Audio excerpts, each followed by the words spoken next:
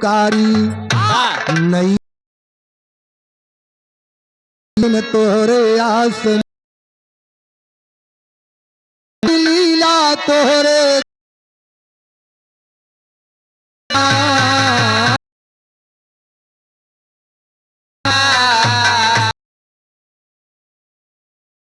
संसार पवन गुणगान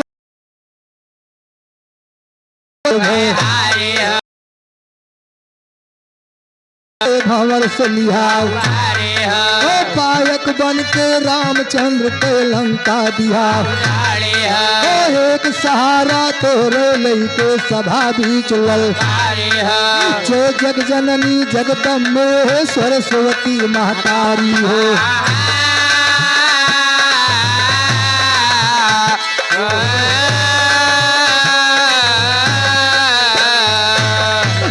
जग जननी जगदम्बे हो सरस्वती महतारी हो माधो राम के कलम आई के कर से लिया माधो राम के कलम आई के कर से लिया आज पवारा गढ़लंका के सभा बीच ललकारी होत लड़ाई गढ़लंका में सुना कान का मेघनाथ यो कुंभकर्ण जब गए स्वर्ग की कोई बचान गढ़लंका में महाबली बल हो घर घर विधवा रोए रही है मची है हाहाकारी हो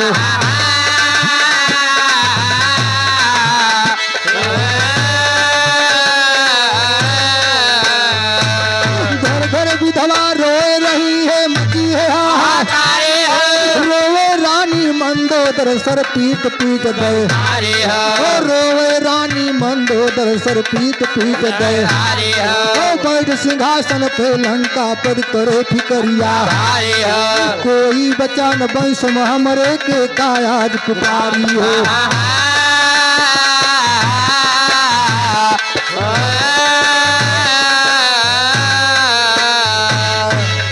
भैया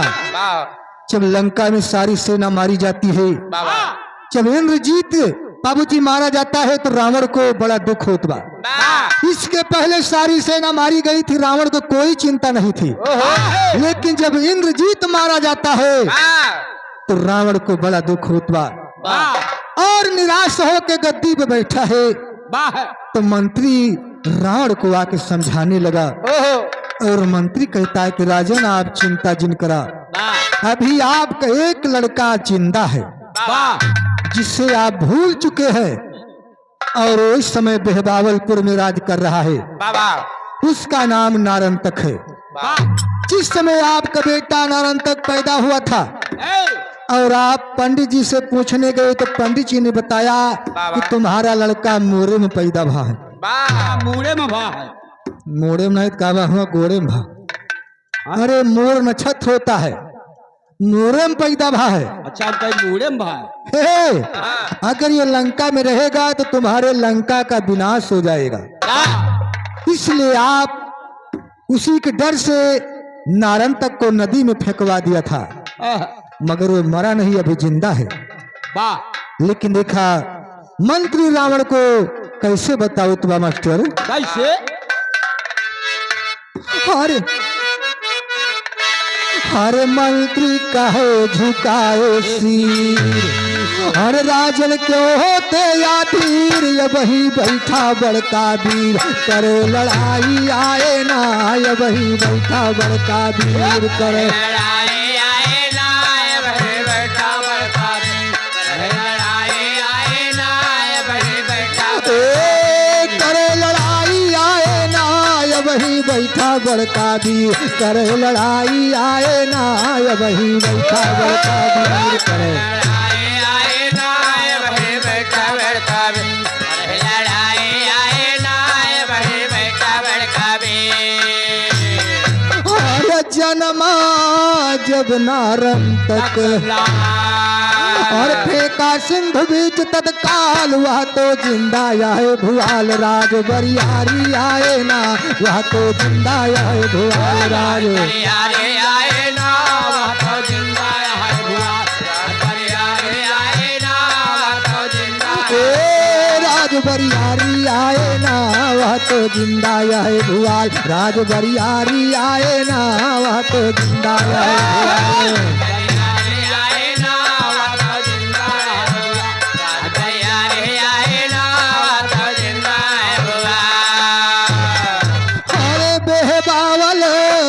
के दरम्यान हर करता राजवीर बलवान, आज्ञा दीजिए दया निधान, खबर पठाई जाए ना आज्ञा दीजिए दया निधान, खबर पठाई जाए ना आज्ञा दीजिए दया निधान, पठाई जाए ना आज्ञा दीजिए, खबर पठाई जाए ना आज्ञा दीजिए दया निधान, खबर पठाई जाए ना आज्ञा दीजिए दया निधान।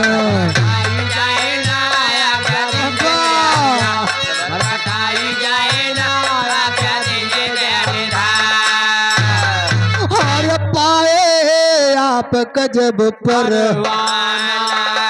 हर फौरन होगा लाल रवाना, उस दम लंका के दरमियाना फाग मनाई जाए ना, उस दम लंका के दरमियाना फाग मनाई जाए ना, उस लंका के दरमियान फाग मनाई जाए ना, उस लंका के फाग मनाई जाए ना, उस दम लंका के दरमियाना फाग मनाई जाए ना, उस दम लंका के दरमियाना मनाई जाए ना, उस लंका के दरमियान फाग मनाई जाए ना,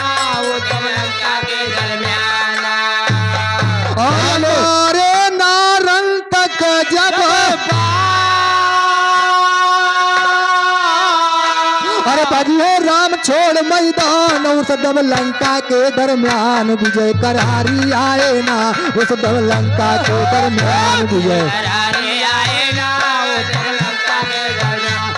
करारी आए ना, उस लंका के दरमियान। हेलो हर मुराली यादव भैया की तरफ से 100 रुपये का सम्मान है, भैया के चरणों में 12 प्रणाम है, आशीर्वाद की कामना है। मास्टर और मंत्री बता रहा है कि राजन आपका जो चिट्ठी पा जाएगा तो नारन तक दौड़ा हुआ आएगा, और जिस समय नारन तक बाण चलाएगा ना भगवान राम मैदान छोड़ के भाग गई है, लेकिन देखा कहना के बाद अरे सुन के रावण भाग खुश हर पाती लिखे लाग तत्काल, लजिया राखाया के लाल बड़ी तबाही आए ना, लजिया राखाया के लाल बड़ी तबाही आए ना, राखाया के लाल तबाही आए ना, लजिया राखाया बड़ी तबाही आए ना, तबाही आए ना, लजिया आए ना, लजिया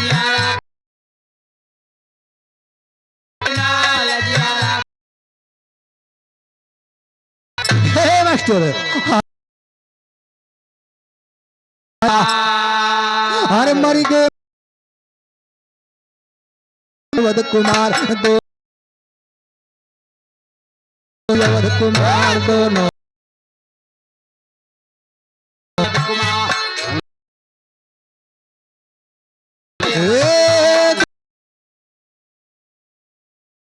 वध कुमार दोनों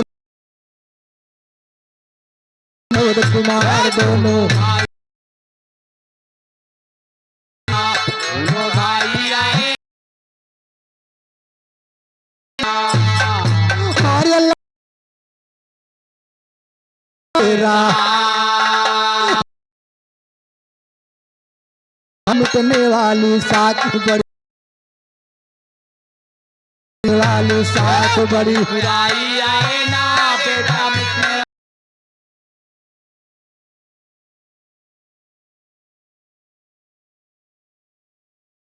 हरे आके लजिया मोर बचावा, हर बेटा दुश्मन मार भगावा, शासन लंका के चलावा, ताज बंधाई जाए ना, शासन लंका के चलावा, ताज बंधाई जाए ना, शासन लंका के चला, ताज बंधाई जाए ना, शासन लंका ताज बंधाई जाए ना, शासन लंका के चलावा, ताज बंधाई जाए ना, शासन लंका के चलावा, ताज बंधाई जाए ना, शासन लंका के चला, ताज बंधाई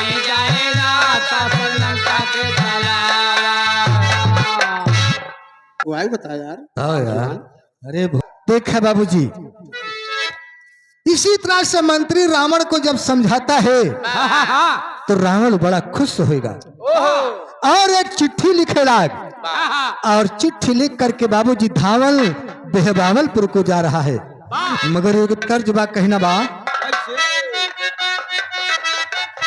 बाबा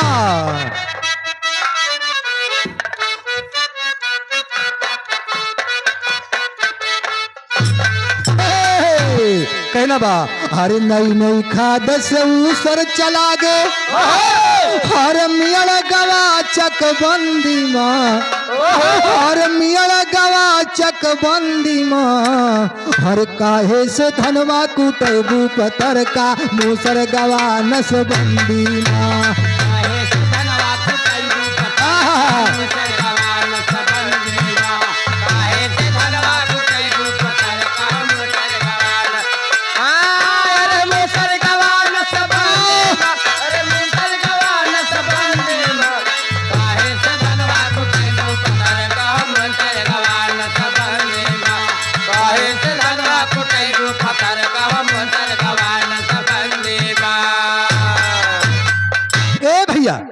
यही तर्ज में बाबूजी धावल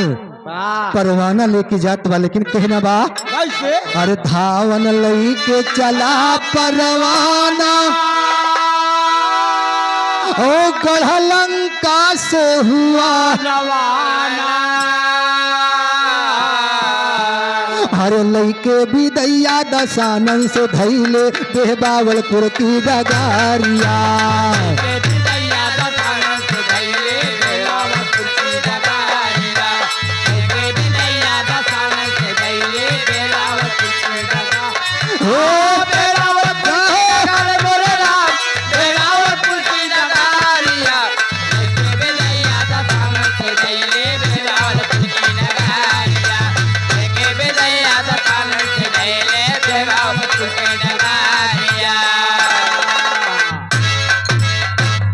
हर लैके विदैया दशानन से धैले बेहबावलपुर की डगारिया औरतिया बघेला पहुँच गवा जाके नारन तक की नगारिया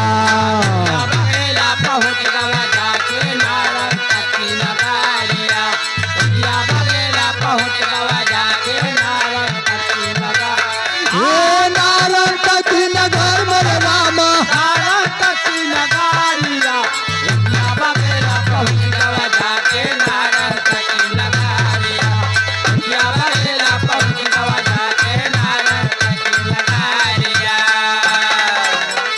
अरे रतिया बघेला पहुँच गवा जाके अरे नारन तक की नगारिया हर सोतल रहा रनिवा से मभूपत उठ गईले पाके खबारिया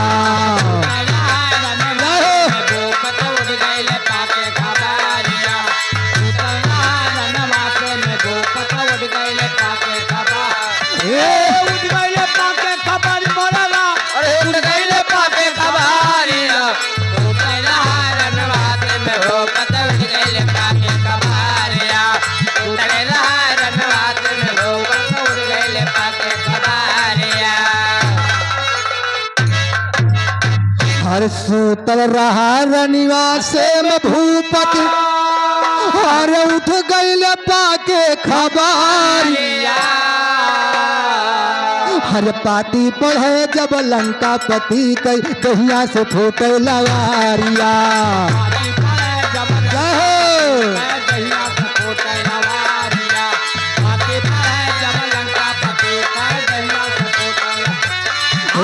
दहिया से फूटे लवार मेरे रामा दहिया से फूटे लवारिया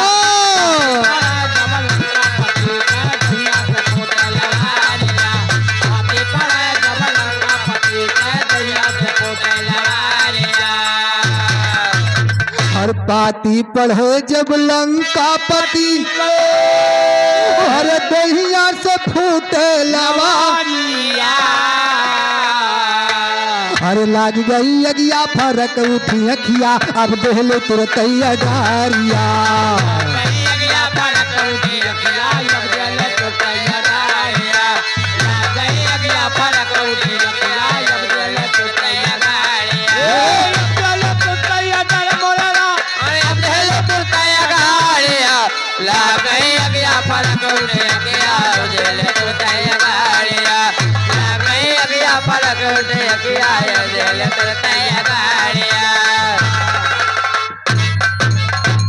अरे लाग गई अगिया फरक उठी अखिया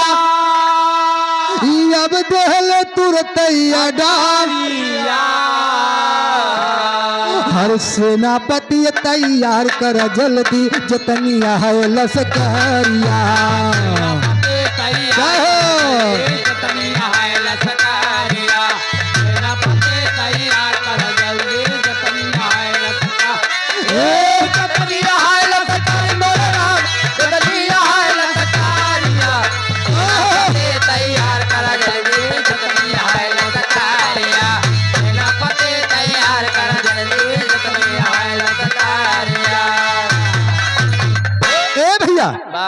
यार देखा पाती के पड़ते बाबूजी नारन तक आग बबूला हो जाता और सारी सेना को आदेश लगा दिया जितनी सेना बेहबावलपुर की है सारी सेना तैयार किया जाए और सेनापति बन के खुद तैयार होता और लंका को जा रहा है लेकिन कहना बा कम मास्टर जितनी सेना बेहबावलपुर के फौरन करा तैयार जितनी सेना बेहबावलपुर के फौरन करा तैयार शमशान हो गए लंका नगरी फरके आग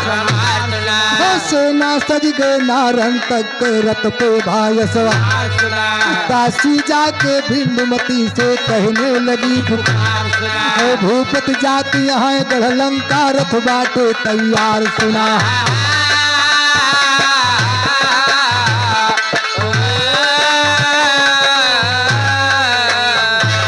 भूपत जाति यहाँ गढ़ लंका रथ बाटे तैयार इतना सुन के बिंदुमती अब चली सजा के पहुंची रानी रथ के आगे तन कह सुधी ओ बिंदुमती बोली है प्रीतम अर्जी एक हमार सुना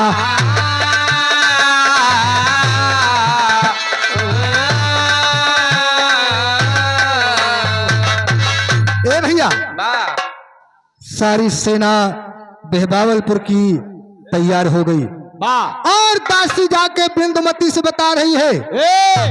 कि तोहरे स्वामी लंकापुरी जाते इतना सुन के बिंदुमती नारन तक की औरत बाबूजी आरती सजा के और नारन तक के सामने खड़ी हो जाते लेकिन अपने पति नारन तक से हाथ जोड़ के विनती कृतवा एक तर्जबा मास्टर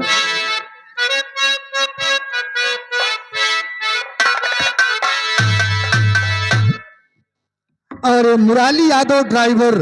नेपाल के प्रभा की धरती से इस 100 रुपए एक सम्मान बा लेकिन कहना क्या बा हर तीनों भर चाहे जहाँ रही हो हमार पिया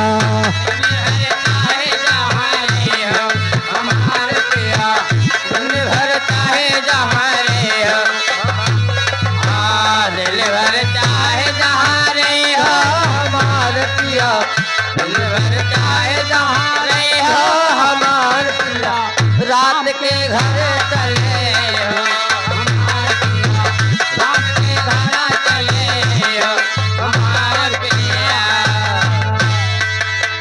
जो तू मोरे बलम घर नहीं आईबा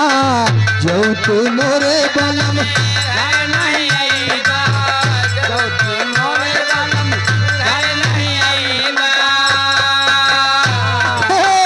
भूअर भय पछी तैबा हमार पिया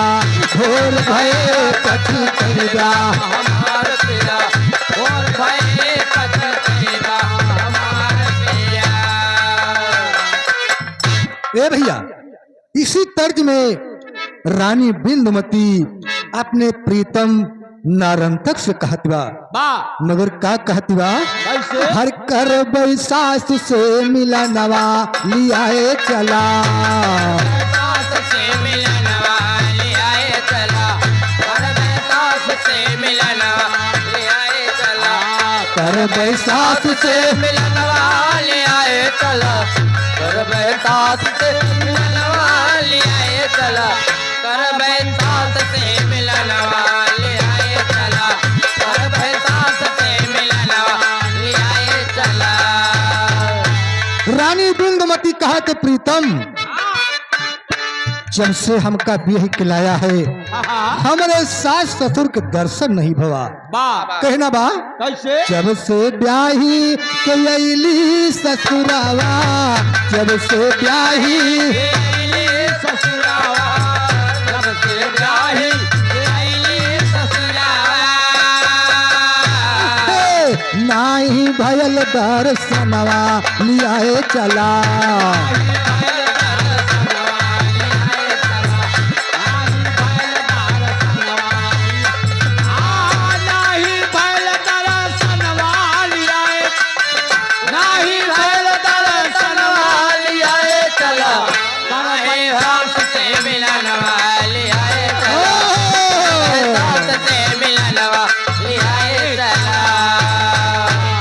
बिंदुमती कहत प्रीतम, जब से ब्याह खिलाया है हमारे सास ससुर के दर्शन नहीं मिला बा। अपने सथवा हमहू कर ले चल प्या। अरे सास ससुर जी कई पूज बही चरनावा, सास ससुर जी के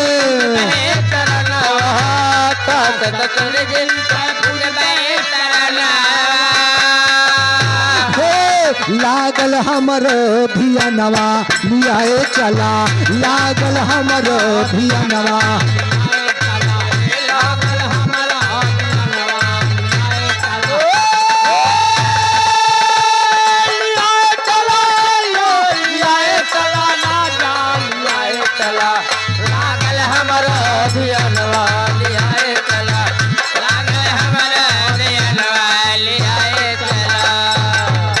बिंदुमती कहती है प्रीतम, मैंने सुना है कि लंका सोने की बनी बात। आज तक मैंने जितना मकान देखा है केवल ईंटा और माटी का देखा है, सोने का मकान मैंने नहीं देखा। तो का कहती बा, हर सोने की लंका दिखाई जा सवरिया, सोने की लंका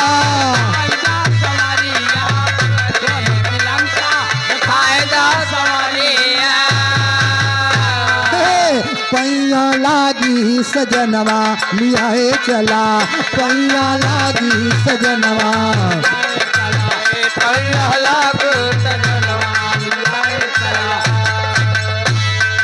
इतना सुन के बाबूजी नारन तक हंसने लगा और कहा, तो प्रिय बस छोटी सी बात के लिए तुम परेशान हो रही हो, अगर तुम चलना चाहती हो तो मेरे साथ चल सकती हो, लेकिन कहना बा, ओ हंस के बोला नारन तक क्यों रही हो आंसूधार, हंस के बोला नारन तक क्यों रही हो आंसूधार। चलो हमारे साथ प्रिय क्यों होती हो लाज, चलो हमारे साथ प्रिय क्यों होती हो लाज। और हर्षित होई के बिंदुमती अब हो गईली तैयार, सुना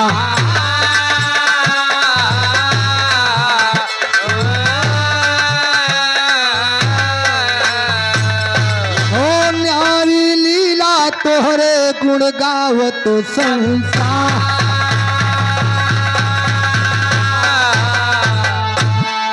नारन तक करके तैयारी चल भागढ़ लंका की वारी, बदला लेने को बलकारी, भारी सेना संग में करत चली जयकार।